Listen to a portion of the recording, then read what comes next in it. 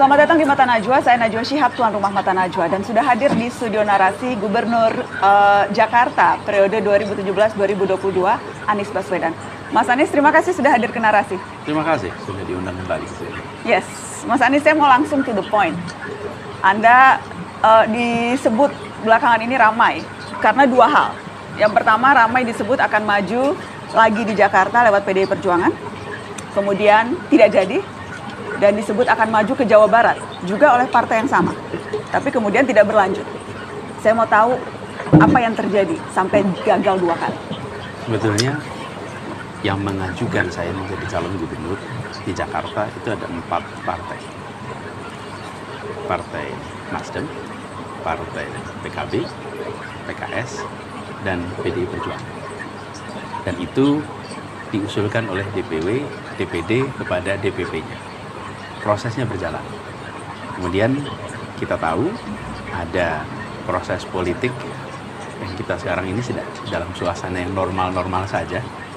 Kemudian Partai Nasdem, PKB, dan PKS bergabung ke dalam KIM sehingga tidak lagi mengusung Anies di Jakarta, tapi mengikuti garis kebijakan di KIM. Nah, apakah itu alasan utamanya Anda tahu? Karena kan sebetulnya yang mengeluarkan surat resmi itu baru PKS kan? Baik Nasdem maupun PKB belum pernah ada surat resmi yang memang mengusung Anies Baswedan. Kalau di tingkat DPW-nya sudah semua. Tapi belum sampai pada tahap DPP. Yang baru resmi dan kemudian menarik lagi karena disebutkan tidak memenuhi syarat-syarat tertentu itu baru PKS. Dan Nasdem. Nasdem sudah mendeklarasikan pada tanggal 22 Juli untuk mengusung Anies Baswedan. Nah, kemudian kita tahu bahwa ada pergerakan mereka berada di dalam KIM, istilahnya KIM Plus. Nah, dengan PDI Perjuangan itu baru muncul sesudah ada putusan MK. Jadi ketika hari Senin pekan lalu, tanggal berapa tuh Senin itu? Ketika KIM mendeklarasikan ada 12 partai, kemudian hari Selasanya ada putusan MK, dan sudah putusan MK itulah baru ada pembicaraan yang serius tentang PDI Perjuangan mengusung, karena pada waktu itu keharusan minimal 7,5% terpenuhi. Jadi yang memulai perbincangan siapa? Anda yang menawarkan diri ke PDIP atau PDIP yang kemudian mendekati Anda? Jadi sebenarnya kalau percakapan itu obrolan sudah ada. Pada sebelum ada putusan MK, putusan dari PDI Perjuangan adalah Pak Ahmad Basarah, dan beliau ditugasi untuk berkomunikasi. Dan dalam komunikasi itu memang direncanakan untuk tetap mendaftarkan walaupun tidak memenuhi syarat. Karena pada waktu itu kan minimalnya 20%. Ketika terjadi perubahan, maka ternyata bisa mengusung. Lalu terjadilah percakapan itu. Jadi percakapan ini tidak terjadi sebelum ada pengusungan di KIM. Ini baru terjadi sesudahnya. Dan komunikasinya dengan utusan. Kenapa Anda menekankan itu, Mas Anies? Apa hubungannya dengan KIM? Karena proses pengusungan itu sudah selesai. Saya tidak lagi diusung oleh 3 partai. Yang semula DPW-nya mengusung, DPP-nya baik Nasdem maupun PKS sudah menetapkan, kalau PKB belum menetapkan DPP-nya. Dan ketika kemudian mereka memutuskan untuk tidak lagi mengusung, dan kita hormati putusan itu, maka saya tidak lagi berada di dalam status diusung partai manapun. Kenapa ini saya perlu tegaskan? Saya tidak dalam status diusung partai pada saat berbicara dengan PDI Perjuangan. Tidak, itu semua sudah selesai. Ketika saya bicara dengan PDI Perjuangan, itu sudah partai 3 yang semula mengusung tidak lagi mengusung saya. Itu perlu tegas. Karena jangan sampai kesannya seperti saya berbicara dengan PDI Perjuangan pada saat masih diusung. Karena nggak pernah ada percakapan itu sebelumnya. Dan seberapa jauh perbincangan Anda dengan petinggi PDI Perjuangan ini? Seberapa konkret, seberapa real, dan seberapa memang ini sesuatu yang di depan mata akan kejadian? Sebenarnya sudah cukup serius, sudah sampai fase final tentang proses internal di PDI Perjuangan. Banyak hal yang saya rasa lebih tepat bila teman-teman dari PDI Perjuangan yang menceritakan. Tetapi percakapan saya dengan PDI Perjuangan sudah cukup serius dan kita melihatnya ini lebih dari sekedar urusan pilkada pada saat kemarin. Tapi ini adalah perjuangan bersama bagaimana aras besar yang selama ini berada di dalam dua polar yang berbeda itu bisa sinergi bersama. Dan itu yang kita bahas sama-sama. Jadi sudah cukup jauh. Bahkan pada hari Sabtu saya diundang untuk datang ke DPD PDI Perjuangan di Jakarta dan berdiskusi terbuka.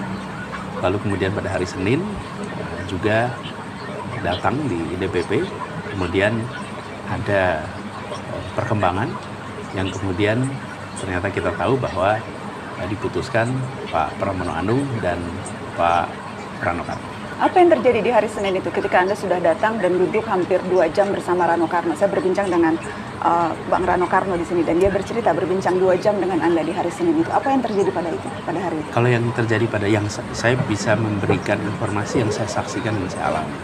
Yang saya saksikan saya alami, saya bersama dengan Pak Rano Karno. Kemudian kita di sana ngobrol, diskusi, lalu sampai ada pesan datang kepada saya dan menyampaikan, Pak Anies ini ada perkembangan dan perkembangan baru menyangkut beberapa case-case. Jadi kita tunggu dulu sampai case-case yang sedang dimunculkan waktu itu bisa dikendalikan. Case-case apa tuh maksudnya? Kelihatannya case-case hukum ya. Yang diajukan, maksudnya ketika Anda bilang case-case diajukan, itu diajukan kan? Saya barangkali tidak usah cerita detailnya. Tapi ada case-case yang membuat ini harus dikelola dulu. Dan sesudah itu baru nanti saya dikabari. Sementara Anda datang hari Senin itu dengan tujuan apa, Mas Anies? Tentu atas undangan. Saya kan nggak mungkin datang ke kantor DPP tanpa ada undangan. Jadi saya datang ke situ, saya menghormati. Tapi juga saya ingin tegaskan bahwa undangan itu spesifik untuk apa? Karena kan kita tahu pada saat itu agendanya adalah pendeklarasian kader-kader PDIP yang diusung menjadi calon kepala daerah. Apakah itu bagian dari undangan yang ditujukan ke Anda? Jadi undangannya pada waktu untuk bertemu dengan Ibu Megawati, Ketua Umum Partai Perjuangan, PDI Perjuangan. Kemudian pertemuan ini tidak terjadi. Saya di sana dengan Pak Rano Karno sampai semua selesai. Dan kemudian saya selesai di situ kembali. Jadi proses pengumuman saya tidak ikut. Dalam proses pengumuman itu saya pulang dan nanti akan dikabari lagi. Gitu. Anda tidak sempat bertemu Bu Mega? Tidak. Selama proses drama pilkada ini, apakah Anda pernah bertemu langsung dengan Bu Mega? Belum. Saya ingin konfirmasi apakah memang ada syarat dari PDI Perjuangan, siapapun termasuk Anda begitu yang akan diusung menjadi calon kepala daerah harus menjadi kader PDI Perjuangan? Sama sekali tidak. Jadi tidak pernah ada pembicaraan tentang menjadi anggota dengan semua pimpinan. Bahkan Pak Deddy Sitorus pun menyampaikan di dalam pernyataan terbuka bahwa tidak pernah ada permintaan atau tawaran untuk menjadi kader PDI Perjuangan. Anda menanyakan itu tidak ke itu Anda bertanya? Saya bertanya. Dan dijawab? Dan tidak. Jadi ini sebabnya saya sampaikan bagi mereka yang terlibat di dalam proses yang sangat dalam pasti tahu itu bukan isu. Yang bicara soal ini pasti orang yang dari luar, yang tidak dalam orbit. Karena kalau kita lihat berbagai pernyataan Ibu Megawati Soekarno Putri, itu keras sekali. Ini contohnya misalnya Mas Anies, pernyataan Bu Mega yang spesifik menyebut nama Anda. Saya ingin Anda menyimak ini, walaupun saya tahu Anda mungkin sudah mendengar ini. Tapi mari kita lihat. Terus kan tadi di depan itu aku kaget toyo, ada baju merah hitam. Terus tapi pasang spanduknya itu kan suruh gotong Pak Anies ya. Iya toh? Siapa yang nggak lihat? Aku aja lihat kok. Itu katanya sopo, saya tanya mana dia si Komar. Itu Satgas apa ya? Kok namanya Satgas hitam ya? Terus katanya Pak Komar, oh Satgasnya itu memang ini apa mau dukung Pak Anies itu Bu. Oh gitu. Aku bilang enak aja ya.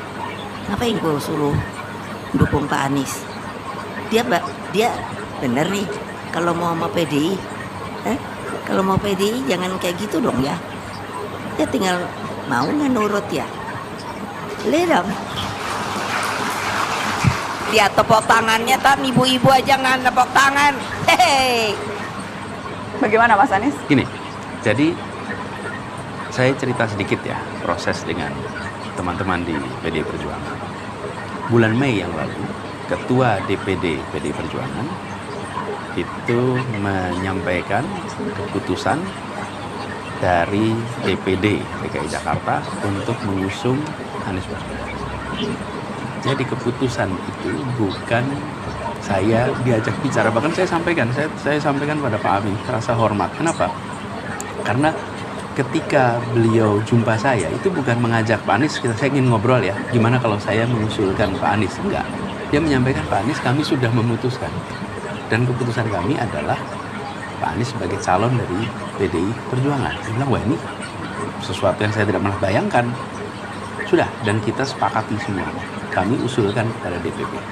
Informasi aja dari beliau kepada saya. Jadi ketika ada pembicaraan dengan teman-teman di DPP PDI Perjuangan, itu bukan kemudian saya dan DPP ngobrol. Ini karena ada keputusan dari DPD PDI Perjuangan Jakarta.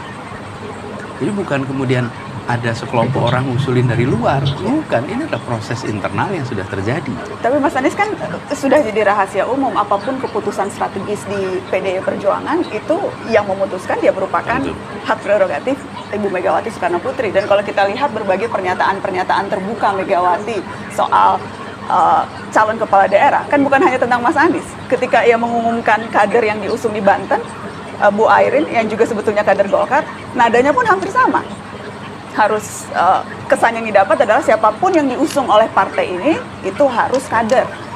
Jadi ya kalau kemudian sekarang Anda tidak diusung, ya apakah memang ya dengan mudah orang bisa melihat ya karena Bu Meganya tidak mau Anies Baswedan karena tidak punya KTA, Mas Anies? Saya tidak tahu apa yang sesungguhnya menjadi sebab, ya. Tapi apapun keputusannya saya hormati. Saya tidak mau berspekulasi. Saya hanya bisa menyampaikan apa yang saya rasakan, apa yang saya alami. Dan yang saya alami tidak pernah ada percakapan itu. Tidak pernah ada pertanyaan, Pak Anies Anda bersedia jadi kader atau tidak. Tanyakan sama Pak Ahmad Basarah, tidak pernah. Tanyakan pada Pak Said Abdullah yang kemudian menjadi putusan, tidak ada. Sama sekali. Jadi bagi kita yang ada dalam proses ini, tahu persis itu tidak pernah menjadi pertanyaan. Ya. Kalau itu ada, maka lain cerita. Jadi sampai di sini saya ingin jawab. Saya akan jawab berdasarkan apa yang saya alami. Dan kemudian juga dikonfirmasi oleh beberapa orang yang menyampaikan bahwa tidak pernah.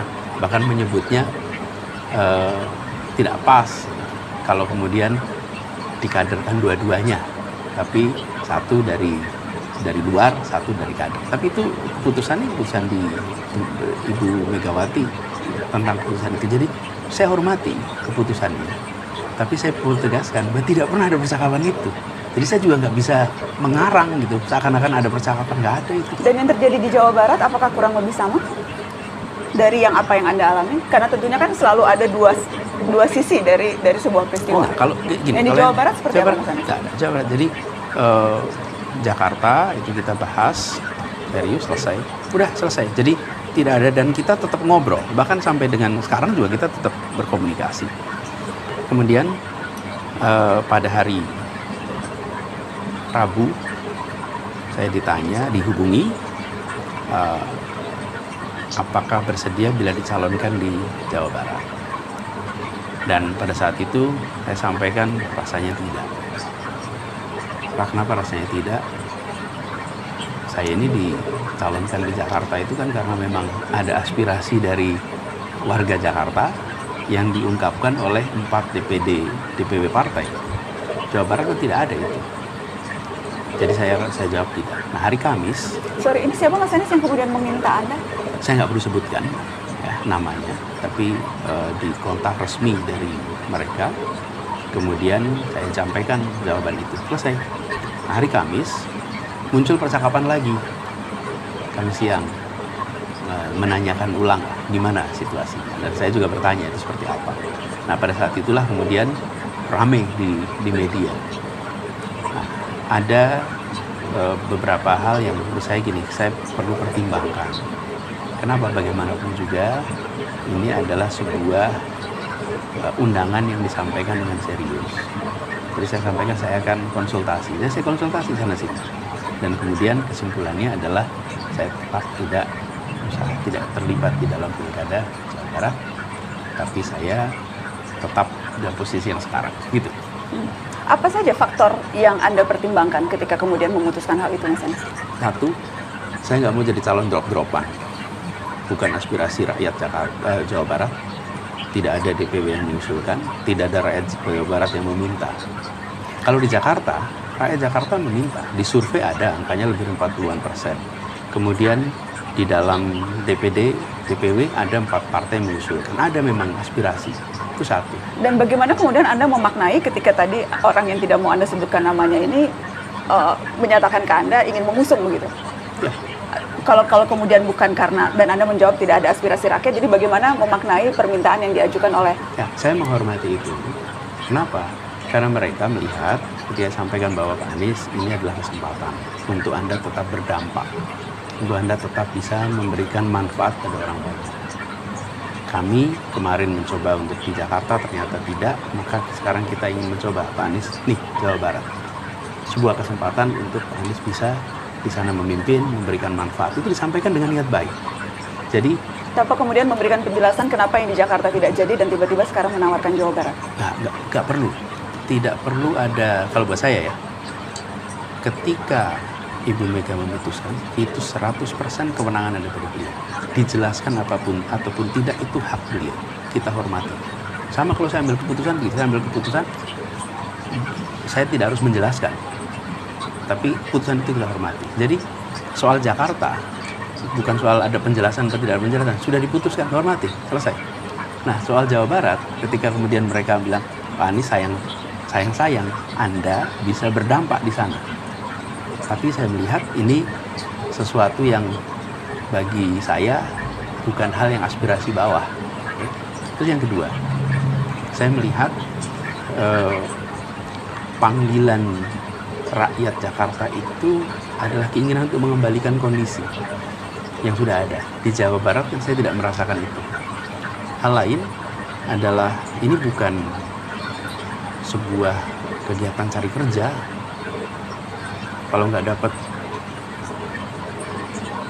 pekerjaan A, terus pindah pekerjaan B, yang kemudian diputuskan begitu saja, yang penting saya dapat pekerjaan. Bukan, saya tidak dalam posisi mencari pekerjaan, melamar pekerjaan. Jadi saya juga tidak ingin catatannya itu karena ada kesempatan maka ambil. Enggak, kita sedang berbicara tentang memberikan dampak, dan dalam proses politik ini ada nilai-nilai yang lebih tinggi daripada soal posisi. Hitung-hitungan elektoral juga menjadi pertimbangan, kemungkinan bahwa potensi kemenangan itu tidak terlalu besar di Jawa Barat dibandingkan misalnya dengan hasil hitungan survei di Jakarta. Faktor yang ketiga, saya menghormati juga di sana sudah teman seperjuangan kemarin, Pak Saihu, beliau sudah menjadi calon gubernur di Jawa Barat dan sudah diajukan. Tidak tepat bila saya kemudian menyatakan diri sebagai calon gubernur berhadapan dengan teman seperjuangan yang kemarin berjuang bersama-sama. Adapun suara, sebenarnya basis suaranya sekitar 31-32% ketika Pilpres kemarin. 31,67%, Mas. Ya. Anda meraih suara di Jawa Barat. Betul. Nah, sebetulnya kalau basis suara ada modal di situ. Dan dalam pilkada yang penting di atas 30%. Tapi lagi-lagi ini bukan soal elektoral saja. Bukan soal elektoral saja. Ini adalah soal bagaimana kita memilih untuk terlibat dalam proses politik karena ada dasar nilai, dasar ideologi yang tepat. Menurut saya ideologi nomor satu adalah aspirasi.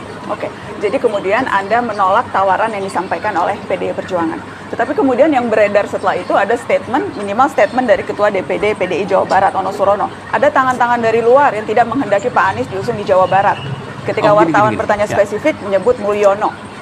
Jadi sementara tadi Anda katakan yang menolak tawaran itu Anda, tetapi kemudian muncul statement yang lain yang bilang seolah-olah ini ada tangan-tangan yang menghalangi. Ada satu lagi, di dalam proses ini saya sampaikan juga bahwa bila aspirasi ini hanya diusung oleh satu partai, maka perjuangan itu lebih rumit. Jadi Anda mensyaratkan ada partai lain yang mengusung di luar PDI Perjuangan? Harus. Sehingga ada 2 partai, dan dari situ kemudian kita bisa, dan saya bilang ini, saya mempertimbangkan kalau bisa 2 partai. Dan Anda mengharapkan partai apa? Karena kan Gerindra sudah punya calon. Kemudian PKS bersama Nasdem juga sudah punya calon. Gerindranya bersama Golkar. Jadi Anda mengharapkan partai apa sebetulnya yang juga akan bisa mengusung Anda?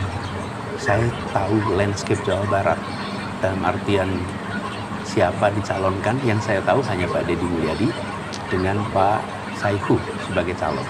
Yang lainnya kita belum tahu.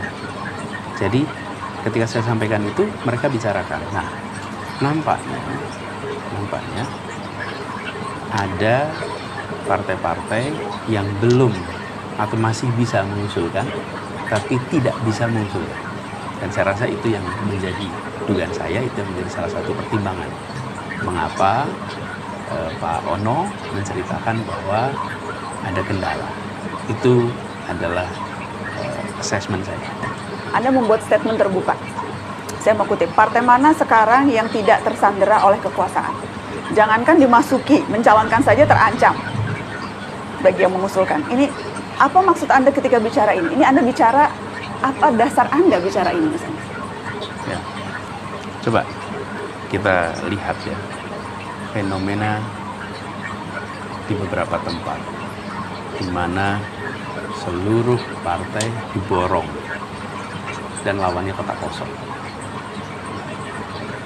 2 minggu lalu itu jumlahnya 94 kabupaten kota provinsi. Sekarang sudah di atas 50-an, artinya ada 40-an yang karena putusan MK berubah. Apa yang terjadi? Pilkada menjadi serba kotak kosong. Apa yang sebenarnya terjadi? Kok bisa begitu banyak kotak kosong? Di Jakarta aja hampir terjadi kotak kosong. Calon independen tidak lolos verifikasi. Sesudah itu jadi lolos verifikasi. Kemudian semua partai dikumpulkan untuk mengusung satu pasang calon. Apakah kurang jelas fenomena yang terjadi ini? Mau pakai penjelasan apa lagi kalau bukan kita lihat kenyataan itu?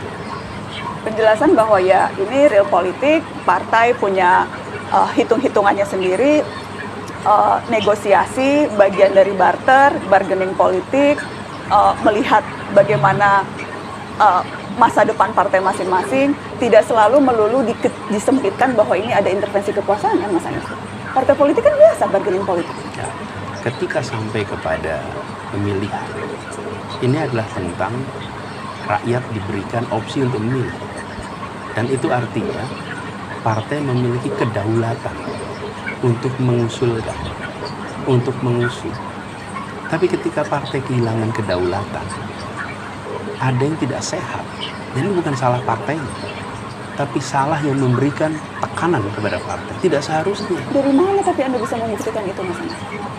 Sekarang partai-partai semuanya bilang ya karena memang hitung-hitungan politiknya memang tidak bisa mengusung Anies Baswedan, Pak. Hitung-hitungan politiknya memang yang kami mau usung ini apapun kepentingan politik mereka ya, karena memang mau bergabung atau apapun dorongannya, tapi faktanya memang sekarang yang bisa mengusung partai politik dan mereka membuat keputusan-keputusan sendiri.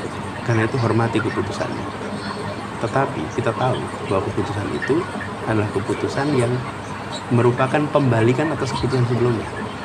Memang pernah partai politik seperti sekarang ini sudah. Ini kita alami nih. Saya beri contoh paling gampang ya. Jangan Anies di Jakarta, Ibu Airin di Banten, hampir tidak jadi calon. Wali kota 2 periode, sukses. Tokoh Golkar, surveinya di atas 50%, 60%. Kok bisa seperti ini hampir nggak bisa maju? Penjelasannya yang lain mungkin akan bisa bilang ya memang karena ada konflik internal Golkar. Erlangga baru saja diturunkan, Bahlil kemudian maju dan sebagainya. Ini memang perang internal.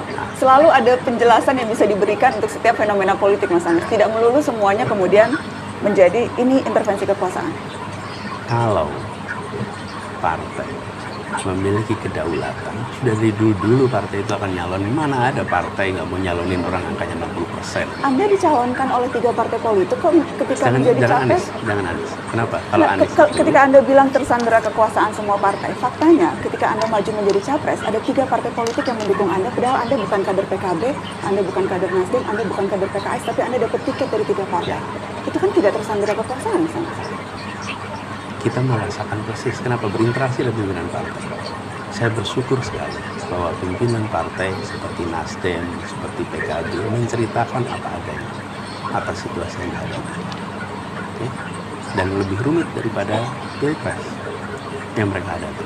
Karena itu saya sampaikan, saya hormati keputusan untuk tidak mengusung. Saya hormati keputusan itu. Karena mereka berhadapan dengan situasi yang tidak sederhana. Saya berikan ilustrasi. Pasca Pilpres situasinya lebih kompleks? Ya, lebih kompleks, bahkan lebih kompleks.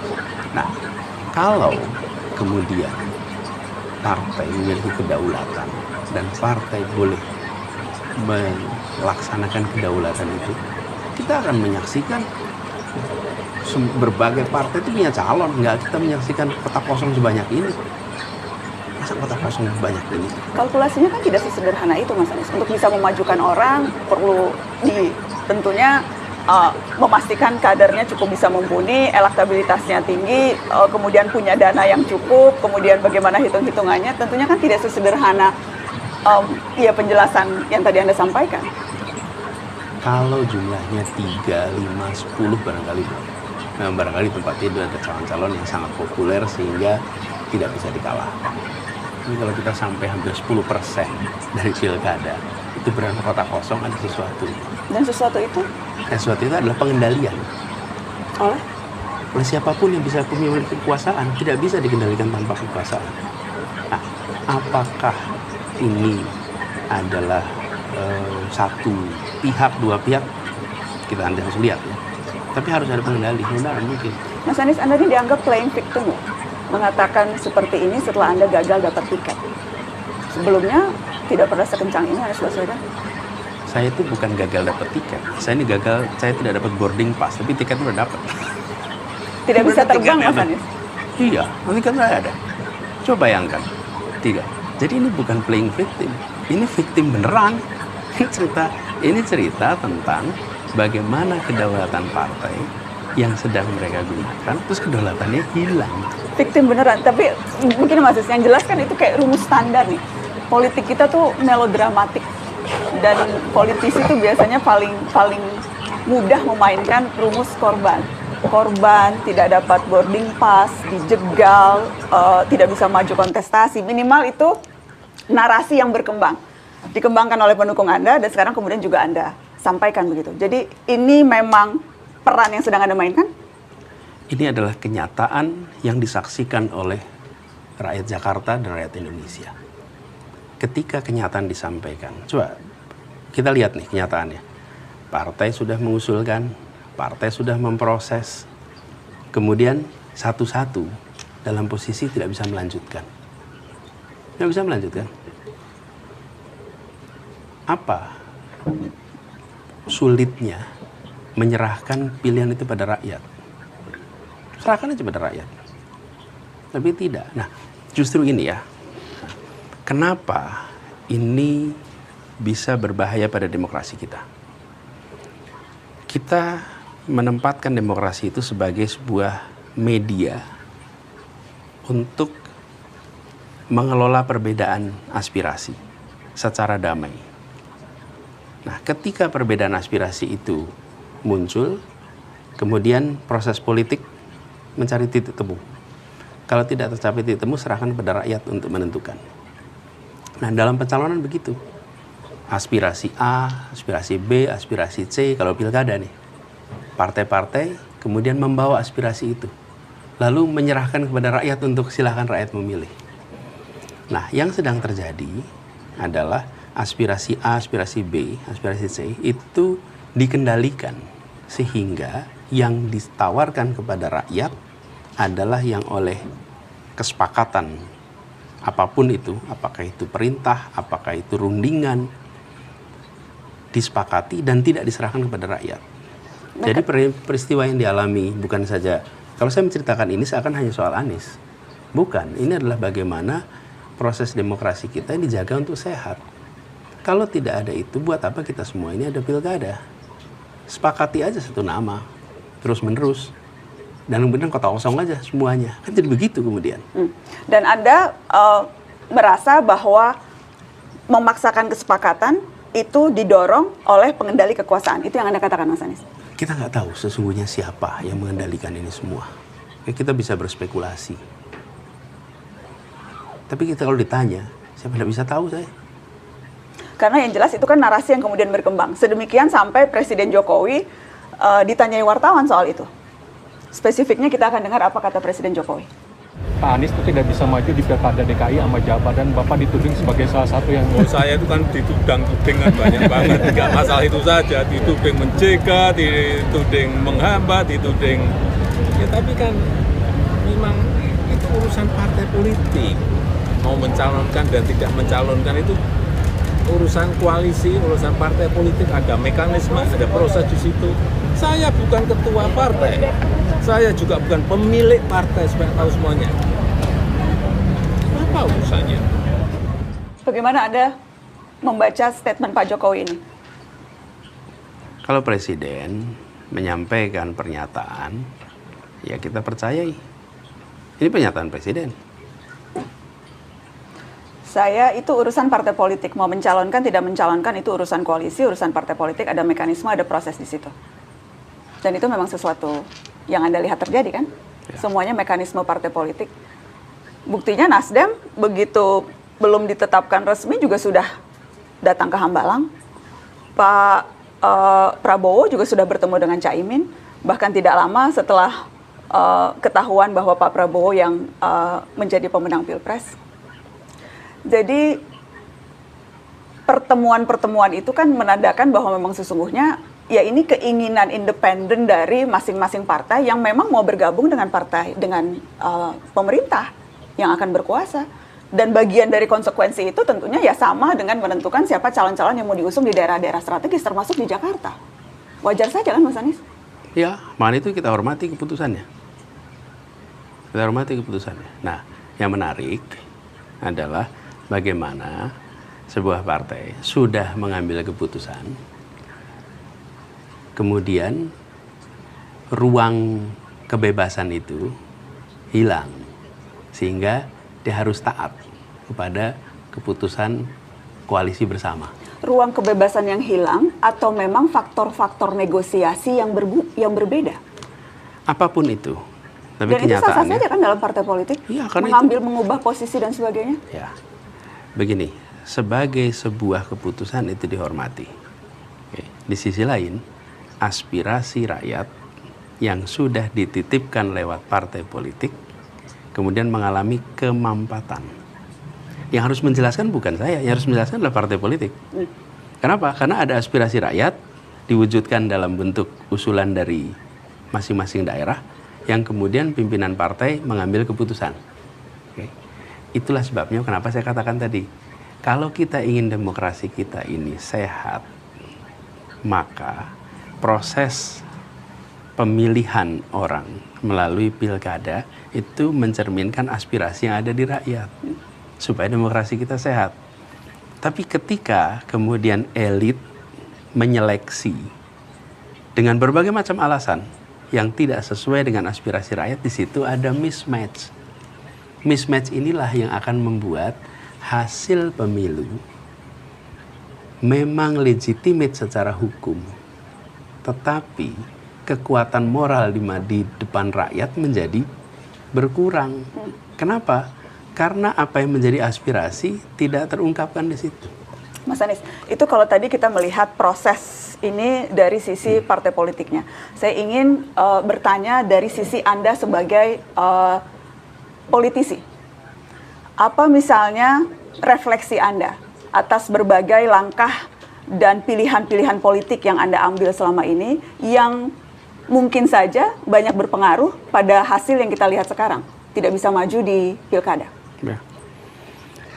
Gagasan perubahan mengedepankan soal kesetaraan, keadilan, dan itu yang terus-menerus kami gaungkan, itu adalah sesuatu yang menurut saya akan terus kami perjuangkan di dalam proses kemarin, Pilpres maupun ketika Pilkada. Itu agendanya. Dan ketika agenda ini kemudian tidak bisa dijalankan, maka kita akan cari jalur lain untuk bisa menjalankannya. Evaluasi, tadi pertanyaan saya lebih ke evaluasi langkah-langkah politik yang Anda ambil sebelum ini, yang mungkin saja berdampak pada realita politik yang terjadi hari ini. Seperti katakanlah misalnya Mas Anies, apakah tidak pernah mempertimbangkan opsi maju secara independen? Apakah opsi itu memang tidak pernah dipertimbangkan, mengingat ya kesadaran Anda bahwa situasinya complicated, partai-partai yang tadi menurut Anda memang berada dalam posisi yang tersandera dan sebagainya. Opsi independen itu tidak pernah Anda pikirkan, kenapa Mas Anies? Ada beberapa faktor. Pertama, bahwa saya ini mengikuti pilkada setelah ada permintaan terus-menerus dari masyarakat di Jakarta. Sementara proses MK itu selesai bulan April. Itu baru selesai semuanya. Nah, independen itu Mei, sudah pendaftaran. Dan sesudah MK selesai, saya tidak kemudian, oh ya saya mau maju ke DKI Jakarta. Enggak, ini di rumah itu berdatangan warga, khususnya dari kampung-kampung miskin kota, yang meminta program-program yang dulu kita kerjakan itu dikerjakan balik. Jadi, satu adalah soal waktu.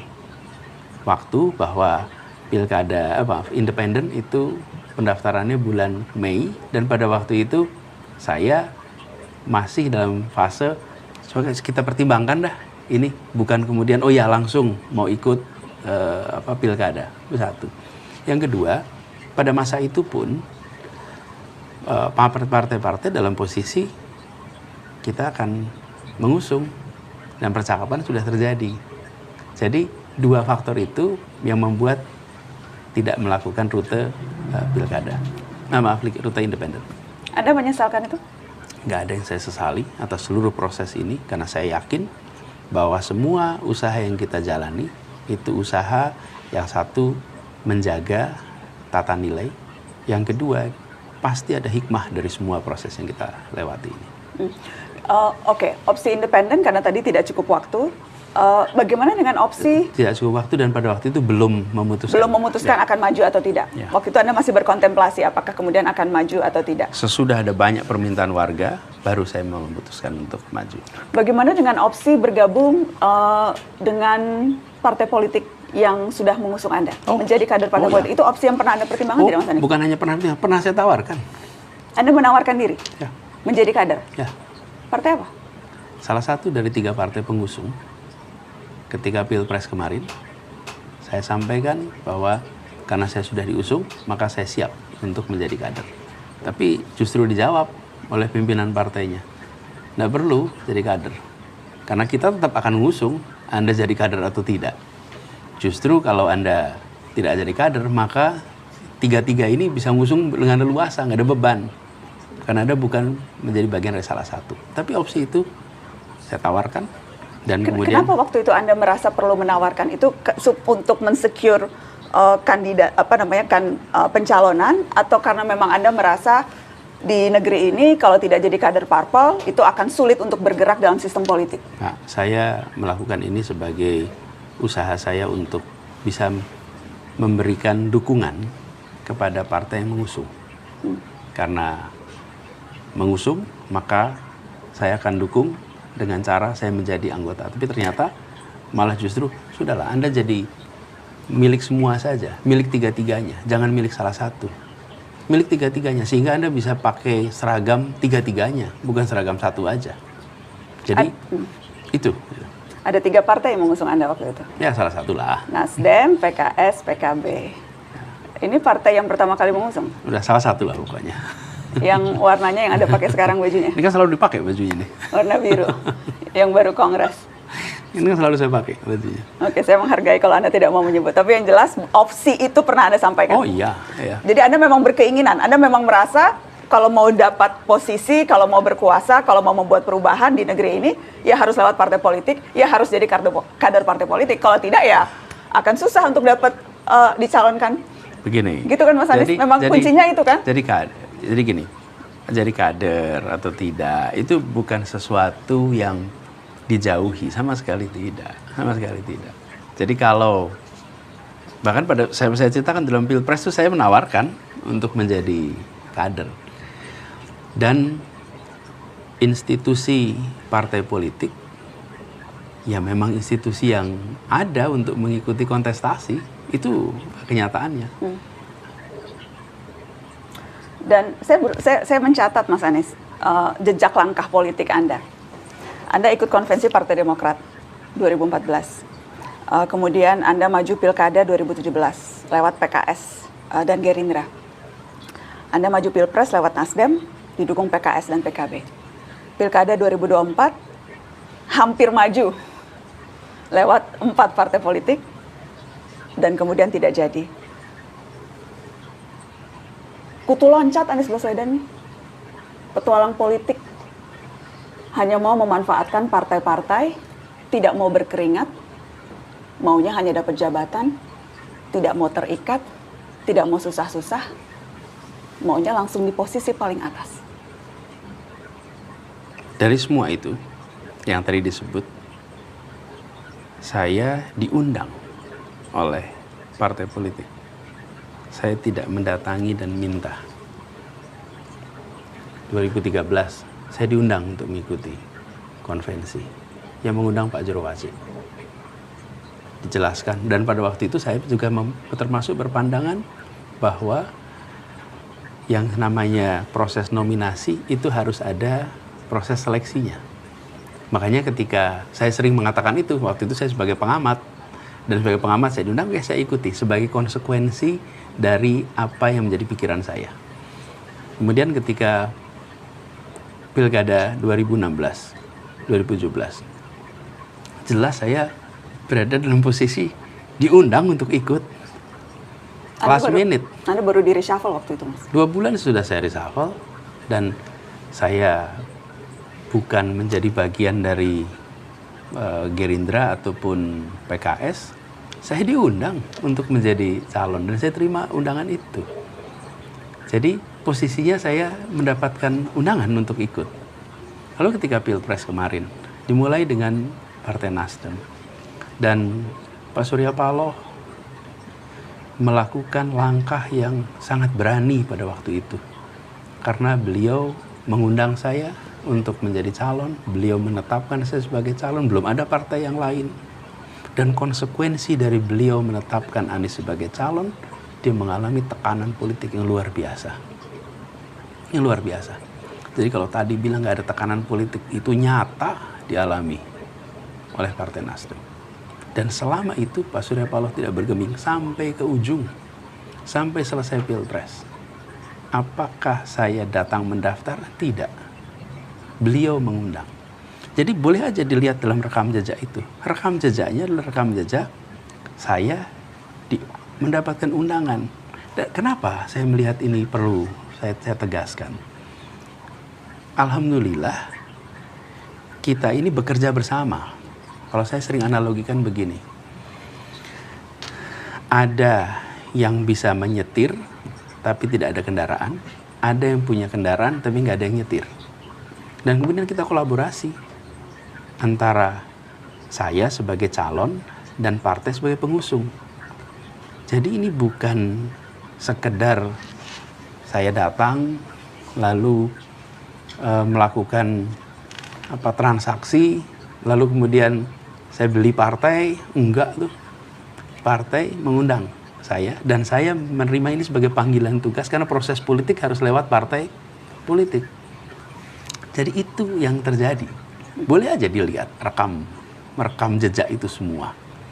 Nah, yang mengundang berbeda-beda. Saya beri contoh. Ketika PDI Perjuangan mengusulkan Anies menjadi calon gubernur, saya tidak pernah terfikir diusulkan oleh PDI Perjuangan di DKI Jakarta. Kenapa, Mas? Kenapa PDI Perjuangan jelas tidak mengusung Anies di 2017 pada Pilkada, jelas tidak mengusung dalam Pilpres, betul kan? Jadi tidak terbayang. Dan selama Anda menjadi gubernur, oposan paling kencang krisis, itu DPRD-nya PDI Perjuangan. Sekarang di mana letak kutu loncatnya itu? Kalau saya melihat malah ini adalah sebuah wisdom, sebuah keterbukaan yang ditunjukkan oleh PDI Perjuangan. PDI Perjuangan menunjukkan pada semua, ini semua adalah anak bangsa, ini semua adalah putra Republik, ini adalah orang-orang yang berjuang untuk Republik. PDI Perjuangan tidak jadi mengusung Anda, Mas Anies? Iya, tapi bahwa mereka mengusulkan dari Jakarta, itu adalah bukti bahwa bukan Anies mendatangi PDI Perjuangan dan minta diusulkan. Jadi ungkapan tadi itu ungkapan yang tidak mendasarkan pada kenyataan. Itu mendasarkan pada imajinasi. Kalau tunjukkan kenyataan, loh, saya diundang, diajak, dan saya melihat ini sebagai tanggung jawab untuk kerja bersama. Partai-partai ingin melakukan tanggung jawabnya untuk mengubah Jakarta, dan dia melihat ada nama si A, ada nama si B, lalu mereka memutuskan untuk mengundang si A untuk terlibat dalam sebuah kerjasama. Oke, Mas Anies, tapi berarti agak berbeda nih ketika kemudian Anda mengatakan partai-partai mengajak bekerja sama, itu kan berarti mereka secara otonom bisa melakukan itu, buktinya bisa mengajak Anda. Berbeda dengan narasi yang disampaikan bahwa partai-partai tersandera. Jadi yang mana nih, partai-partai bebas bisa mengajak bekerja sama atau partai tersandera? Ada dua conflicting statement yang Anda keluarkan. Bukan. Itulah sebabnya ketika daerah mereka memiliki itu. DPW, DPD, mereka memiliki ruang tuh untuk mengekspresikan. Tapi ketika sampai kepada keputusan di tingkat nasional, maka ada faktor lain di situ. Itu yang saya katakan tadi. Faktor lain yang mereka tidak bisa menyuarakan apa yang menjadi aspirasi DPW-nya, DPD-nya. Coba lihat di daerah lain. Ada kasus-kasus tadi saya sampaikan tuh, seperti di Banten, seperti tempat-tempat lain di mana aspirasi dari masyarakat dari bawah itu mandek. Okay. Nah, termasuk kasus di Jakarta. Apakah kemudian itu salah satu alasan mengapa Anda mempertimbangkan untuk membuat partai politik yang baru? Ya, jadi begini, setelah selesai proses Pilpres, banyak dari pendukung yang kemarin ikut memperjuangkan, yang kemarin mendukung, merasa aspirasi yang mereka miliki untuk perubahan itu tidak lagi dibawa.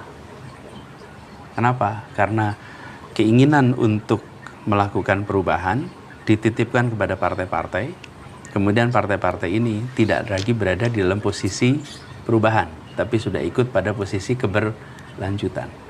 Sehingga muncul aspirasi itu kuat. Nah, saya tidak mau gegabah. Saya akan hati-hati. Tetapi saya tidak menutup opsi untuk pembentukan ormas ataupun partai. Karena aspirasi itu ada. Kita akan lakukan keseriusan untuk mengkaji, untuk menakar, bukan sekedar karena euforia dari lingkungan sekitar. Ayo bikin partai, ayo bikin ormas, kemudian kita jangan. Kenapa? Karena ini adalah sebuah langkah yang punya tanggung jawab konstitusional, tanggung jawab politik, dan soal kepercayaan dari publik. Karena itu harus dilakukan dengan matang, bukan sekedar euforia sesaat. Momentum penting, tapi kematangan juga penting. Nah, ini yang saat ini saya sedang pertimbangkan dengan serius. Ada beberapa yang ditugaskan untuk melakukan semacam kajian, dan dari situ nanti kita putuskan. Bikin partai ini untuk kendaraan Anies Baswedan berkuasa? Ada aspirasi yang menginginkan perubahan. Dan aspirasi itu kemarin dititipkan ketika kami berkeliling ke seluruh Indonesia. Dan itu ada wujudnya suara. Lebih dari 40 juta orang yang menginginkan perubahan. Jadi ini bisa menjadi sebuah tempat bagi siapapun ingin perubahan di berbagai level. Di kabupaten, provinsi, kota, termasuk nasional. Jadi ini bukan tentang satu orang, ini adalah tentang 40 juta orang lebih nih yang menginginkan perubahan nih. Yang kemarin memang narasinya narasi perubahan. Jadi ketika akhirnya diputuskan untuk ikut partai, atau membentuk partai, atau membentuk ormas, adalah tentang membawa aspirasi ini. Dan dalam sebuah negara demokrasi, itu adalah sesuatu yang sah untuk dikerjakan. Sesuatu yang sah, tapi real politiknya sesuatu yang amat sangat tidak mudah. Butuh uang, butuh pengorganisasian, butuh banyak hal untuk bisa ada partai politik yang bisa berkontestasi. Kalau cuma deklarasi, hey saya punya partai, itu mudah Mas Anies. Tetapi untuk kemudian partai itu bisa betul-betul maju dalam pemilu, kemudian menyodorkan gagasan dan menyodorkan orang-orangnya, itu kan prosesnya sangat tidak mudah. Ya, Anda menyadari itu dan tetap mempertimbangkan ini? tentu. Jadi kalau kita mau berjuang, ya pasti akan menghadapi tantangan itu. Ketika saya diputuskan untuk menjadi calon presiden, ya konsekuensinya saya harus keliling Indonesia.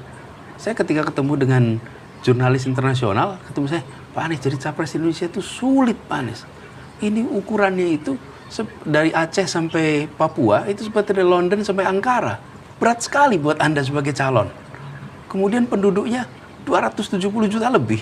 Berat sekali Anda sebagai calon. Ya dia datang dari sebuah negara yang cuma 5 juta, 6 juta. Jadi saya katakan ya memang iya. Karena kondisi kita memang besar seperti ini. Sama seperti pertanyaan Nana tadi. Iya, kalau memang partai politik tentu akan berat. Kenapa? Ini sebuah negeri yang amat luas. Penduduk amat banyak. Sebarannya luar biasa. Dan aturannya mengharuskan ada cabang di mana-mana. Ya itu kenyataan yang harus kita jalani jika rute itu diambil. Jadi kita ketika memilih sebuah jalan perjuangan, maka kita akan bisa rentang bagaimana kita melewati itu semua dengan sepenuh hati, sekuat tenaga, dengan bersama dengan orang-orang yang memiliki gagasan yang sama. Karena itu saya yakin bila keputusan nanti adalah melakukan itu, saya rasa ada orang yang cukup banyak mau memperjuangkan. Tapi sekarang kita belum putuskan nih. Sekarang dalam fase mengkaji, termasuk mengkaji seluruh beban itu. Itu disadari. Ada katakan momentum penting. Dan dari mulai statement Anda keluar, ini sudah banyak kemudian analis-analis politik yang memberikan saran-saran. Salah satu sarannya katanya momentumnya 20 Oktober ketika pelantikan presiden baru. Kenapa ya? 20 Oktober? Menantang Anda untuk mendirikan partai itu bersamaan dengan pemerintahan yang baru. Gini, saya belum tahu ya kapan, karena juga saat ini belum diputuskan apakah akan membuat apa tidak. Tapi yang penting bahwa ketika nanti putusannya adalah membuat ormas atau partai, maka ini harus menjadi sebuah gerakan yang baru, yang berbeda. Nah nanti kapan memunculkannya, bagaimana memunculkannya, nah itu biar dirundingkan sama-sama aja. Oke. Mas Anies, penutup saya mau tanya soal Jakarta sedikit. Sudah ada 3 pasang calon. Yang satu didukung 15 partai politik, diusung 15 partai politik, yang satu diusung 1 partai politik, yang satu independen. Anda mau tidak berkomentar tentang 3 pasang calon ini? Gini, terlalu awal untuk sekarang saya menyatakan yang mana. Tapi saya menganjurkan kepada rakyat Jakarta untuk melihat satu, rencana yang mereka buat. Apa rencana yang disusun oleh para calon ini?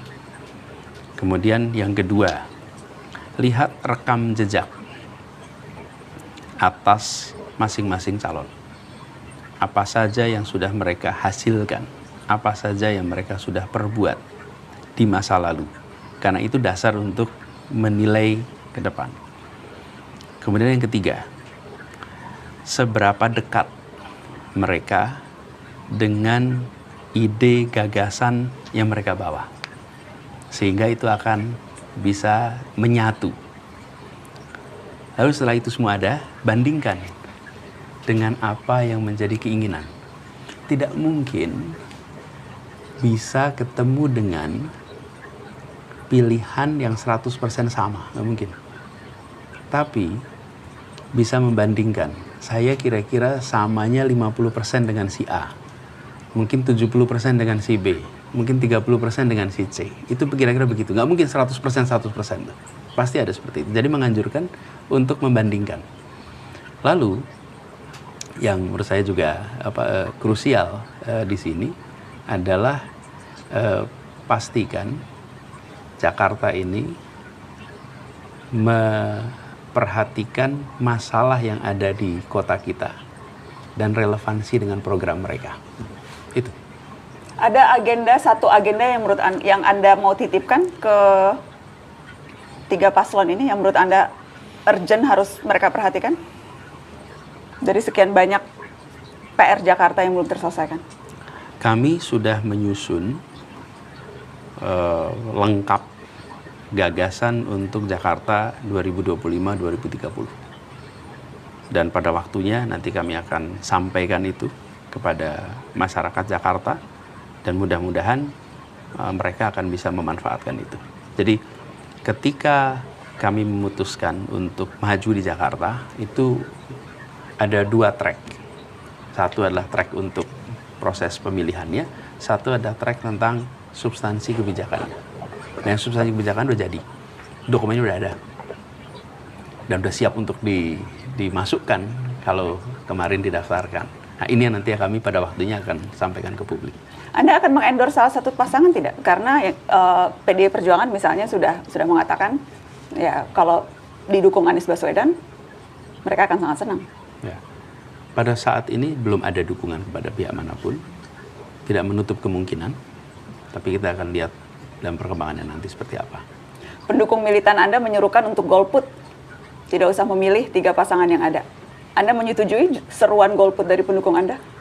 Itu adalah ungkapan akibat kemampetan ketika aspirasi legitimate yang sudah dibawa juga oleh partai di tingkat daerah ternyata tidak bisa diakomodasi di tingkat keputusan nasional. Sehingga muncul aspirasi itu. Jadi ini bukan semata-mata, saya melihatnya nih, bukan semata-mata soal penolakan terhadap calon A dan calon B atau calon C, tapi atas proses yang sedang terjadi. Dan inilah yang sebenarnya harus dikoreksi. Jadi saya melihat pada ujungnya kita semua akan ada tetap 3 pilihan. Tapi ungkapan kekecewaan itu muncul, saya rasa bukan hanya di Jakarta, di berbagai wilayah yang muncul kota kosong karena aspirasi warga tidak diakomodasi. Itu hal semacam ini muncul. Nah, itu legitimate, tapi pada ujungnya yang disebut sebagai pemilu, hasilnya bergantung kepada siapa yang paling tinggi. Kalau pemenang pun itu mendapatkan angka suara atau partisipasi politiknya sangat rendah, ya tetap dibagi berdasarkan jumlah yang dipilih. Kita ada sebetulnya ada 7 juta pemilih sekarang. Bila partisipasinya rendah, ya tetap persentasenya berdasarkan partisipasi, bukan persentase berdasarkan DPT. Artinya Anda tidak akan merestui pendukung Anda yang golput, atau Anda akan memahami, atau Anda akan lebih jauh menyerukan seperti halnya di pemilu kemarin Anda menyerukan jangan golput. Sikap Anda akan seperti apa, Mas Anies? Ya, gini, ini ada yang namanya psikologi. Ya, psikologi ini ada suasana. Suasana ini sekarang ini adalah suasana kecewa. Dalam suasana kecewa, maka ungkapan-ungkapan itu akan bermunculan. Karena memang kenyataannya ada kekecewaan. Biar ini jalan, ya nggak apa-apa itu sebagai sebuah aspirasi. Tapi nanti di November, ujungnya ya pilihannya cuma 3. Jadi pada fase ini, hormati kekecewaan itu, hargai itu, dan jangan salahkan. Tapi nanti di ujung kita tahu bahwa pilihannya nggak akan nambah. Pilihannya, kecuali kalau ada pilihan tambahan. 3 calon, terus ada kotak keempat. Kotak keempatnya apa? Tidak semuanya. Nah kalau muncul aturan baru, lain cerita tuh. Ini Anda mengusulkan? Nggak, ini kan cerita nih. Kalau ada begitu. Ya? Karena rasa-rasa ini Anda memberi ide nih pada pendukung Anda. Lo kan aturan hukumnya nih. Oke? Jadi kalau itu ada aturan itu, maka itu menjadi saluran. Di beberapa negara ada seperti itu.